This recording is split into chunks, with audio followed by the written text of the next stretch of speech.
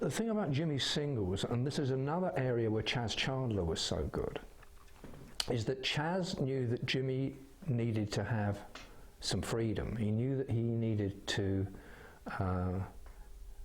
be on a very long leash indeed, if you can describe it like that. And when they went into the studio, Jimmy would just go into the studio and play, you know, and jam with Mitch and Noel or whatever, or even on his own.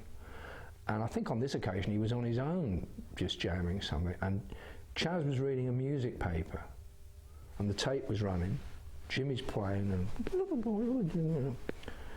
Chaz suddenly went, stop. I think what's good about The Wind Cries Mary is the fact that it was written from the heart. It's essentially a love song. It was about Kathy Etchingham, who was the great love of his life, and they had a terrific fallout.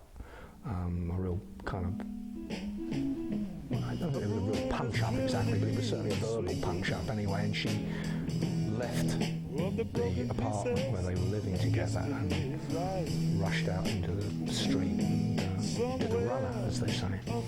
And he realised perhaps he'd gone a bit too far and was pretty miserable about the situation and wrote The Wind Cries Mary. Mary was Kathy's middle name.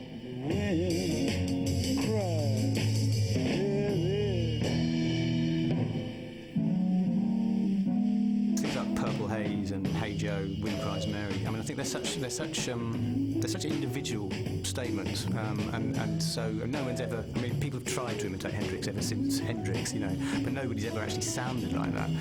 I think production-wise, they did a really good job too. It's really sort of powerful, and you've got the instruments kind of. You get the full blast of Hendrix, but also they make plenty of room for the bass and drums accompaniment, which was also in its way quite avant-garde at the time, so it's quite loose and free. But you had Hendrix as a sort of driving force. But there's such, I mean, the sort of power of his playing and his vocals is unprecedented, really. Shine the happiness down on my head. The tiny island sags downstream. The light will live there. The wind screams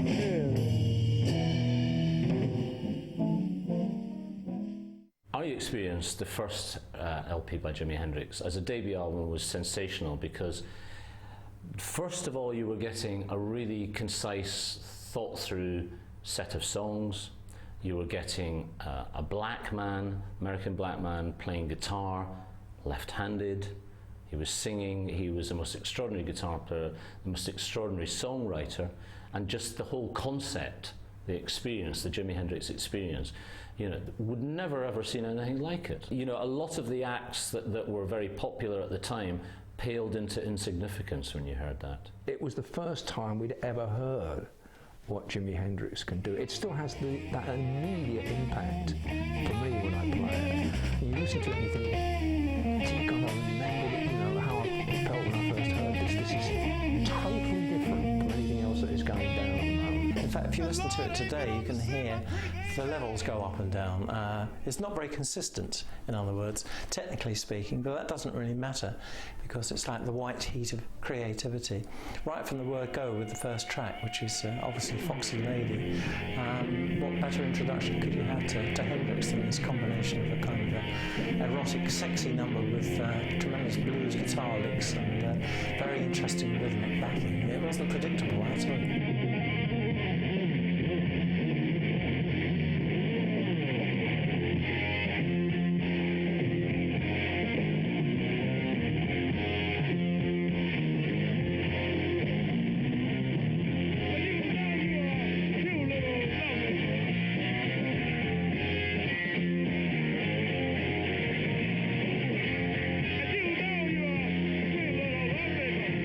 Foxy Lady by Hendrix is, first of all, is in the key of F sharp, a key that he used to like using quite a lot.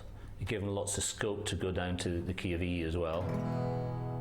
And it was quite an open sounding key. F sharp minor or F sharp major. And he, early in his career, he used this rhythm, he used a sort of similar rhythm in Purple Haze. And he's also using a similar chord to Purple Haze, but he's quite clever. He breaks it up this time. And it's a very simple riff in F sharp. It goes.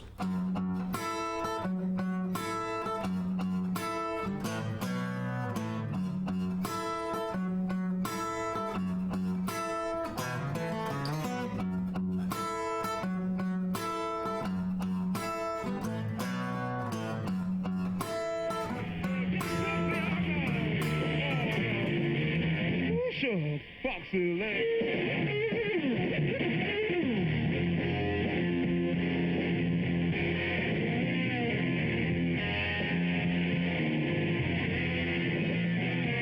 The Foxy Lady has a great introduction, great sliding guitar intro, and it kind of sets a sensuous feel about the whole thing. And obviously it's this big chat-up line in bars, I can imagine, Jimmy using that quite a lot. So the whole thing is a big chat-up, really, isn't it? About seeing a Foxy Lady that he wants to take home, and he promises he won't do any harm to her. So there's this kind of seductive air flavour to the whole piece. So yeah, it's a great introduction to the group, and a great album track as well. I flew to Monterey with Jimmy because Chaz had always promised me that if Jimmy ever got off the ground, he'd take me to America. I'd never been to the States before, and The Who went on first, and they were fantastic. I mean, it was an amazing display. I mean, Townsend looked at his most aristocratic and Byronic in his ruffled shirt and gear, and they smashed the kid to bits at the end, and the American road crew were running around like headless chickens trying to save bits and pieces of the equipment. Moon was wrenching them back and kicking them out into the audience, you know. Came back through the smoke like the Terminator at the end of the performance and kicked his bass drum into the press area in front of the stage. It was an amazing performance. And then Jimmy came on, he thought, well, how on earth is anybody going to follow that? Well, he did. He did. And he did it by sheer inspirational guitar work and pulling out every trick in the book. The guitar was behind his head, it was up in the air, he made out, as he did sometimes, he was playing it with his teeth, which he wasn't. It was that hand's doing it, you know, he's not playing it with his teeth, never played it with his teeth. And then of course the guitar went up in flames, you know, and that was the finale of that particular evening.